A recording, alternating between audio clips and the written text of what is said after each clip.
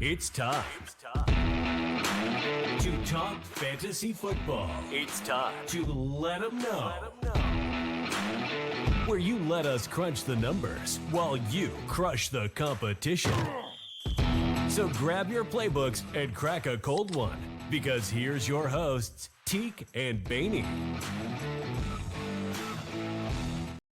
Like the intro said, crack them playbooks and grab a cold one. We are going through the sits for week 3. Week 2 wasn't bad for us, Badge. It was not bad for us. We hit him. We hit it. We know our stuff. That's all I can say. The best kept secret Sirius XM Radio, we're coming. on YouTube. So we're going to go through sits. I'm sure you guys watched the starts episode. Just got a little problem with it. I see you guys watching, but you're not subscribing.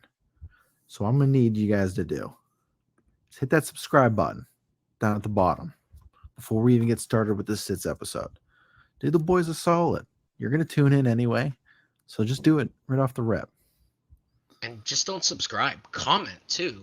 Let us know what you like. Let us know what you don't like. Comment your sits. Comment your starts. Tell us if you agree, disagree, who you got on your team. We can do a this or that. Who would you rather start? Even if you hate our picks, we'll talk to the keyboard warriors as well. So we welcome everything. Everything. But Badge, sits, who you got sitting for your first guy here? So I'm going right into the quarterback position. So I'm sitting Justin Herbert at my Pittsburgh Steelers. And no, this is not biased. I promise you that.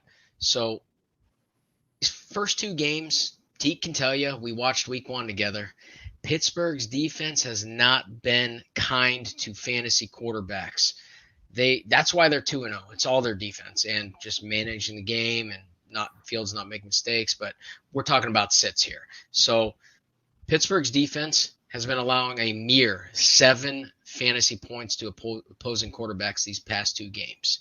So now they're going to their home opener. That place rocks. I mean, I was going to go to that game, but the wife said no. We're having a baby, so I can't. She locked me down. So she wears the pants as of now. She's pregnant. I can't argue with her. You know, you fellas know. But anyways, Watt is taking over games, wreaking havoc, causing chaos. The secondary looks solid, minus the dumb penalties. Stop that, boys. But plus, there's many sure things in life. And one of those things is a Pittsburgh Steeler game hitting the under.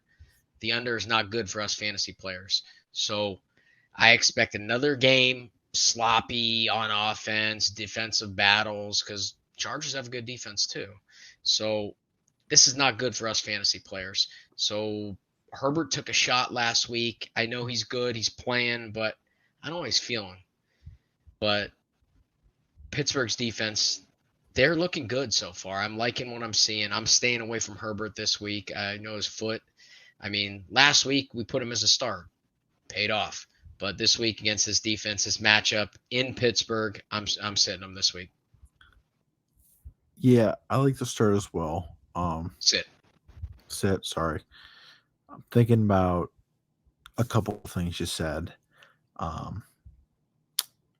Game 1, yes, you played a 40-something-year-old QB coming off an Achilles tear. Second game, you went full circle on the other spectrum and playing a rookie. Yes, this is a great start. I don't like the Chargers defense, but I want to see this Pittsburgh defense against an actual solid offense. You will, coming down the stretch. So that's what I want to see. 2 weeks, we played Dallas. But I do like the sit because I don't see any big playmakers out there for the Chargers. They're going to have to run the ball. Atlanta ran the ball pretty well against Pittsburgh, so I can see J.K. Dobbins having a big-time workload this week. So, yes, I do like the sit. Yeah, Pittsburgh knows J.K. Dobbins really well. So, with my sit here, I'm going QB as well here. I got Matthew Stafford. Cooper Cup is out. Puka is out. This offense is going to rely on Kyron Williams and crew to make some huge plays happen. And I just don't see those plays happening against the Niners here. It's a big time game for them. I would say must win for the Rams. Um, but this Niners defense is no joke. Big fan of Fred Warner.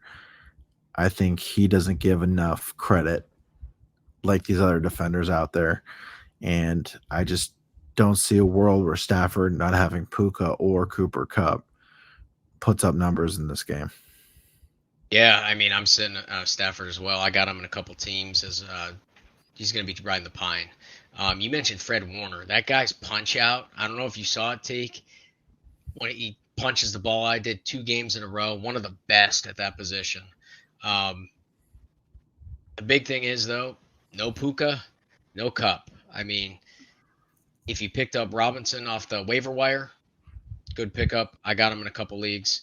But that's a huge downgrade on offense with no Cooper and Puka. So I'm starting Stafford until he can show these other weapons, even a little 2-2 Atwell action. He can make it work. So I agree. All right, moving on to the next one here. So I'm going running back. I'm sitting Aaron Jones versus the Houston Texans at home. So, I mean, we all know I wasn't a fan of Aaron Jones going in. He had a respectable week 1, though. I will give him that. I mean, age with running backs catches up. He got the workload week 1, but I saw a little more of Ty Chandler week 2. So the Texans have been allowing 9 fantasy points to the opposing running backs. That's the 4th lowest in these first 2 weeks. So if you need him, if you absolutely need him as an option in your leagues, you don't have another route to go, start him. The best you can hope for is a goal line touchdown, in my opinion. I'm staying away from him in DFS. So I'm sitting Aaron Jones this week against the Texans. Yeah, you hit on a point I was going to make about Ty Chandler. Had the brunt of the work there, which really shocked me. And he did well with those carries as well. I believe he had around like high 80s yards in the yardage. So they might go back to the well with him if Aaron Jones ain't to their liking. So, but moving on, my sit kind of follows suits with one of yours as well. I got Quinton Johnston going up against the Steelers defense, which, like I said, is the only thing to write home about right now for this Steelers team. I think this Chargers team is a pretender, being 2-0, and I think they make Herbert spread the ball elsewhere, and they cover up this number 1 target that he has. Yeah, I mean, I agree with the sit. Quinton Johnson, number 1 waiver pickup this week. I mean, I got him in a league. Yeah, this Pittsburgh defense, these first 2 games, I mean, they could be dangerous. But yeah, Herbert was my sit, so therefore, I mean, Quinton Johnson's going to be the sit this week. He's just going to ride my bench and then hopefully wish good things because I got him. So, but not this week, Quinton. Keep it up. Don't drop any more passes like last year, and looking good. Third and final sit to wrap it up here.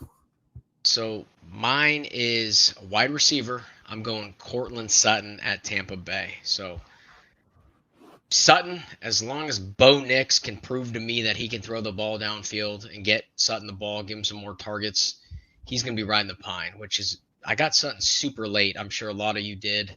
I'm stashing him. Don't drop him. However, I do not like him this week. So, I mean, I love Sutton as the player. I do not like his quarterback situation with Bo Nix. So, Bo Nix in passing 5 yards or more is 11 for 36 with 4 picks. 2 games, that's no bueno. You got to throw the ball down the field in this league, especially when you got a playmaker like Sutton. So, again, I got him in a few leagues. I'm not touching him in DFS. He's going to be riding the pine until I can see this Broncos offense be able to throw the ball downfield. So, I'm sitting Sutton this week. Yeah, and they were really high on Bo Nix coming into the season too. Sean Payton praised this guy up and down. saying he's like Breeze-like almost. So I believe the preseason was kind of a little show-off session too, but it's not translating here in the regular season. And it sucks because you want to see rookies come in the league, make the stamp on a league, and so far all these rookie QBs that are coming in the league are not it. Yeah, and I do think Sean Payton could turn Bo Nix around. I mean, he does. He is a football player. Um, so I don't know if he has the rookie jitters or just got thrown into the fire, but he could turn it around. So hopefully he does for us Sutton owners. Third and final sit for me here kind of goes with the ticker at the bottom here. I'm sitting Jalen Waddle. I don't know what this offense is going to look like passing wise. I think A-Chain will be fine if he stays healthy. But this pass game is going to look completely different. And I think Seattle knows that and will exploit that as well this week. Is it in Seattle? Do you know, Badge? It's in Seattle, yes. More the reason for the sit as well. Can't argue with the 12th man. So I'll put that in there as well. Yeah. So I don't disagree with you completely. But let's not forget Skylar Thompson has been with this team for a few years now. He knows the system. I mean, he is set up for success with these weapons. You got H-N, you got Waddle, you got Hill. I mean, the guy is set up for success. He's loaded with weapons. Mike McDaniel's a good coach. He could figure out the game plan. So that's my hope and your hope if you're a Waddle owner, that McDaniel can figure something out and play to hit the strengths of the team. So he knows the system. Let's not forget 2 years ago in the Buffalo playoff game that he started. So they were like 16-point underdogs, and he almost won the game outright for him. So if you can get that Skylar Thompson, and they can game plan, if Mike McDaniel can get a solid game plan for him, then there is a little bit of hope. But yeah, anytime a backup quarterback comes in with your big play receivers, there's always a little, oh man. So I don't disagree completely, but that's the only thing that hopes for if you're a Waddle owner. So I'm going to counteract that statement as well. If they had all the faith in this guy, they wouldn't sign Tyler Huntley off waivers there. Tyler Huntley was a Pro Bowl QB. So that's a big statement signing that even after McDaniels said he's not looking for a QB, goes out and gets a QB. Yeah, I think that's a great signing by them. I mean, like you said, Pro Bowl quarterback. The guy has a little bit of experience, and he can run. He's a little scrappy, dude. So, Skylar, you better take advantage of this opportunity, bud, or we're going to see a little Huntley. Absolutely. Snoop. Why don't you take us out, Badge? That wraps up our sits. And we'll get back to you guys next week for week 4, and we'll see how you guys and us did as well as a whole for our starts and sits, and also the Money Badger segment. Oh, yeah, guys. And again, we're so excited to be back. I can't believe it's already week 3. I mean, the season just always seems to fly by. Soon it's going to be Halloween. Soon it's going to be Thanksgiving. So you're in Christmas, and then New Year's. It's going to come like that. So tune in. You're not going to want to miss any episodes. Hit the subscribe button. So when you subscribe, comment that you did, and you're going to get exclusive Discord access. So you're going to get a few things. You're going to get all my bets. Teek's bets, he puts them in once in a while. And like I said in the Money Badger segment, when Teek puts a bet in, it's like a solar eclipse. It's beautiful. It hits. So I remember he put in some crazy money line, I don't know, 2 years ago, whatever. But beside the point, when he puts a bet in, it hits. Bainey does props. Teek does props. All of our sits and starts are in there. I put bets in all week. So hit subscribe. Don't miss out. Comment. We want to hear from you. What do you want to see? Do you want to see anything different? Do you want to be in a mailbag? Do you agree with the sits? Do you disagree with the sits? Who are your sits? We can do this or that. Start or not start. So, guys, we love you. We appreciate you. Until next week, have a great week 3. Until next time.